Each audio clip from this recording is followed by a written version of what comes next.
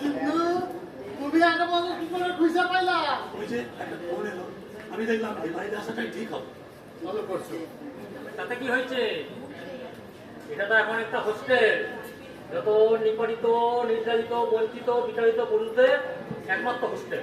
ঠিক বুঝলাম না ব্যাপারটা। বুঝতে হবে না, বুঝতে হবে না। শুধু জেনে রাখুন, এই হোস্টেলে রান্নি বলতে আমি শ্রীমান সারাম।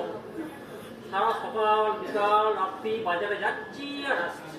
বাজার থেকে এসে ভাত রাঁধছি আর কচু বাটা বানছি। দাদা, বাবা জীবন, কচু বাটাটা কিন্তু কাল ভালো হয় না। আচ্ছা, কাল একটু এই গোড়া বাজারে গিয়া দেখো তো এই দেশি কই মাছ আর একটু লাউ শাক পাও কিনা। এই লাউ পাতা দিয়া কচু মাছ, এই যে কই মাছ রান্নাটা তোমার আমি শিখাই দিব। না বাবা, কাল থেকে শুধু হোম ডেলিভারি। আপনারা ভুলে যাচ্ছেন আমিও আপনার জামাই। পেস্টিজ বলে কিছু রইল না।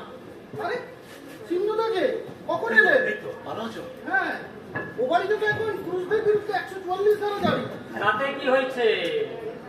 এই বাড়ি তো সবার অবারিত দাস, নিখোঁজ ব্যক্তিদের একমাত্র আস্থানা। সিন্ধু জানাইবু আমিও কি নিখোঁজ?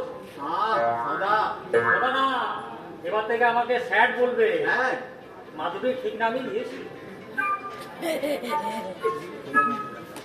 ব্যাপার শোনা, মেজাজ এখন চোখে আছে কেন? মেজাজ চড়বে কেন? এই তো আমি হাসছি। আচ্ছা, তো সবাই রান্না বান্নার কিছু ব্যবস্থা করলি? কাল থেকে কোনো রান্না টান্না নয়, কাল থেকে শুধু একমাত্র হোম ডেলিভারি। তা হোম বললে ডেলিভারিতে যা দিবে তাই আপনার মতনে তা বললে হয়? আমাদের একটু জামাই আদর করবি না? খুশি হয়েছে তোমার জামাই হবে। হ্যাঁ, চললাম। বাহ, তা তুমি ভালো আছো তো?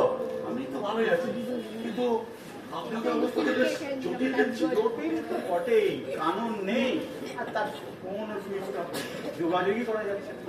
মাসিমা নেই, মাধুরীও নেই। কোথায় গেল সব? সে অনেক কথা, কিন্তু আপনি এবারে খবর পেলেন কি করে?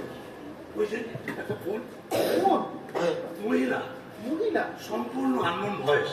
আননোন বয়? ফোনে বললো ও বাড়ি নাকি এখন মহিলা হোস্টেল হয়ে গেছে, আমি যেন এ বাড়িতেই আসি। তারপরে ফোনটা কেটে দিল। তার মানে খেলা হচ্ছে, বুঝলে বাবা? সবই আমার এই কপাল। এবারে ব্যাপার অনেক জন্ডিস,